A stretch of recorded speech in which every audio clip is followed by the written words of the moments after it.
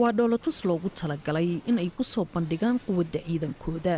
Ruushka ayaa ahaa mid safka hore uga jira diyaarinta goobo ay ku soo bandhigaan dhoolatuskii ugu weynaa ee uu sameeyo tan iyo Midowgii Sofiyeeti.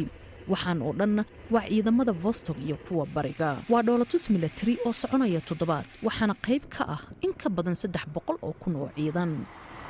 wasaaradda difaaca ee Ruushka ayaa sheegaysa in 36 kun oo gawaarida qufulan ah ay ka qayb qaadanayaan. ciidamada cirka iyo kuwa badda ayaana qayb ka wada ah. ma ahan oo kaliya tababar, balse sidoo kale waa mid lagu tijaabinayo qalabka ciidamada ee guud ahaan dalkan ballaaran. sidoo kalena waa bandhig lagu muujinayo quwad xilli xiriirka kala dhaxeeya galbeedka uusan xasiloonayn. markii ugu horeysayna 3 kun oo ciidan oo Shiinays ah ayaa ka barbar dagaalamaya ciidamada Ruushka. iyadoo ay taasi jirto ayaa maanta madaxweynaha Shiinaha waxa uu yimi bariga Ruushka iyadoo bilowday dhoolatuska military.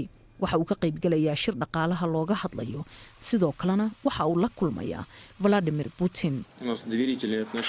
ayaga oo u wada fadhiistay hadal ayaa madaxweynaha Ruushka waxa uu sheegay in xiriirka Shiinaha kala dhaxeeya ee ku aadan siyaasadda, amniga iyo difaaca in uu yahay mid salka ku haya is-aaminaad.